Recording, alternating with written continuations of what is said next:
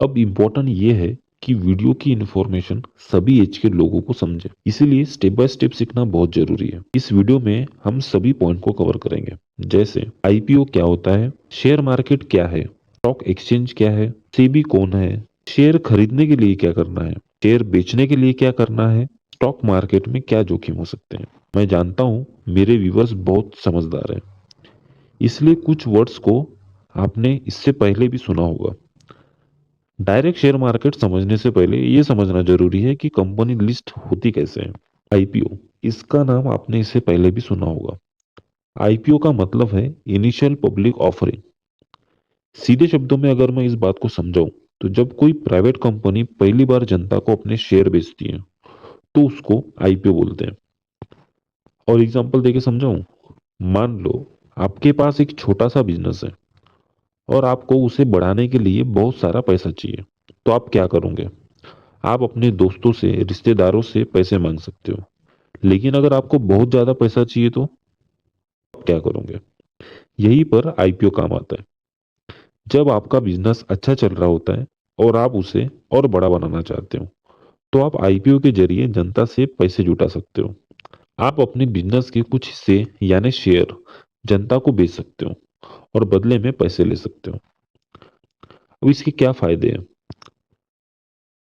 देखो, सबसे बड़ा फायदा तो यही है कि बिजनेस को बढ़ाने के लिए आपको बहुत सारा पैसा मिलता है। जब बिजनेस आईपीओ के जरिए जनता के सामने आता है तो लोग बिजनेस के बारे में जानने लगते हैं। इससे बिजनेस की पहचान बढ़ती है।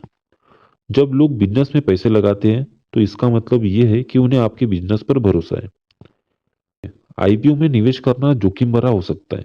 कभी कभी शेयर की कीमतें गिर भी सकती हैं। कंपनी को पूरे बिजनेस के शेयर बेचने की जरूरत नहीं होती। वो जितना चाहे उतना शेयर बेच सकती है।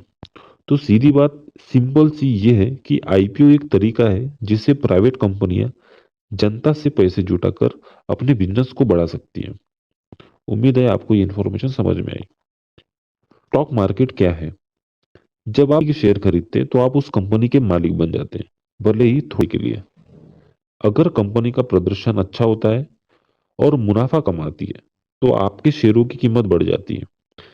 फिर आप इन शेयरों को दूसरे लोगों को बेचकर मुनाफा कमा सकते हैं। स्टॉक मार्केट में बहुत सारी कंपनियों के शेयर होते हैं और उनकी कीमतों में लगातार बदलाव आते रहते हैं। इसलिए स्टॉक मार्केट में निवेश करना थोड़ा जोखिम भरा हो सकता है। लेकिन अगर आप समझदारी से निवेश करते हैं और लंबे समय के लिए निवेश करते हैं तो आप अच्छे रिटर्न्स प्राप्त कर सकते हैं। और सिंपल करूँ तो स्टॉक मार्केट एक ऐसा बाजार है जहां कंपनियों के शेयर खरीदे और बेचे जाते हैं।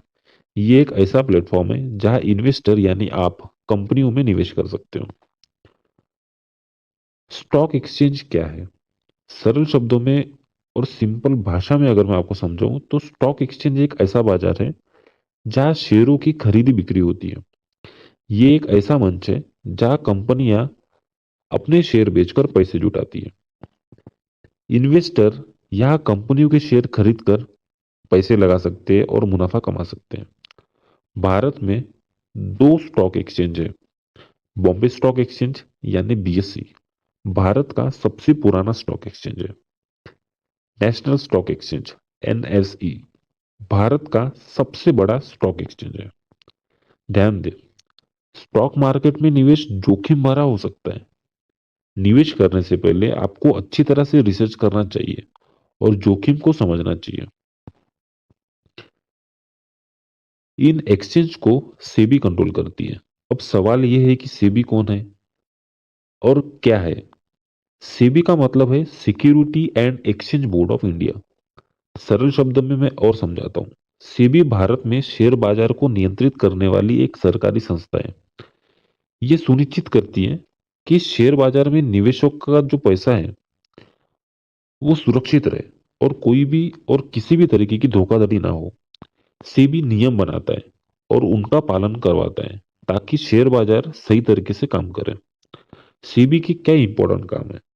शेयर बाजार में होने वाली किसी भी गतिविधियों की निगरानी वो करता है, कंपनियों को शेयर जारी करने के लिए नियम बनाता है और उनका पालन करवाता है। शेयर बाजार में होने वाली धोखाधड़ी को रोकने का काम सेबी करवाती है। अब जानते हैं शेयर खरीदने के लिए क्या करना है। शेयर खरीदने के लिए आपको एक डीमैट अकाउंट खोलना होगा। डीमैट अकाउंट एक ऐसा अकाउंट है जिसमें आपके शेयर इलेक्ट्रॉनिक रूप में रखे जाते हैं। शेयर बेचने के लिए आपको अपने डीमैट अकाउंट में जाना होगा और शेयर बेचने का ऑर्डर देना होगा। डीमैट अकाउंट सभी तरह के फीचर अपने यूजर्स को प्रोवाइड करता है। अब जानते हैं कि स्टॉक मार्केट में क्या जोखिम है। स्टॉक मार्केट में जोखिम ये है कि शेयर की कीमत कम भी हो सकती है और आपको नुकसान हो सकता है। इसलिए स्टॉक मार्केट में निवेश करने से पहले आपको अपने फाइनेंशियल गोल और रिस्क टॉलरेंस यानी मतलब सहनशीलता का इवोल्यूशन करना होगा। अब जानते हैं हमको किस डॉक्यूमेंट की जरूरत होगी। पैन कार्ड, आधार कार्ड, बैंक खाता और डीमैट अकाउंट, ये सभी डॉक्यूमेंट आपको शेयर मार्केट में निवेश करने के लिए चाहिए होंगे। टेक्निकल एनालिसिस, फंडामेंटल एनालिसिस, ये सब बहुत बड़े टॉपिक हैं, तो इसे नेक्स्ट वीडियो में समझेंगे। तब तक के लिए थैंक यू और चैनल को सब्सक्राइब कर लो। ऐसे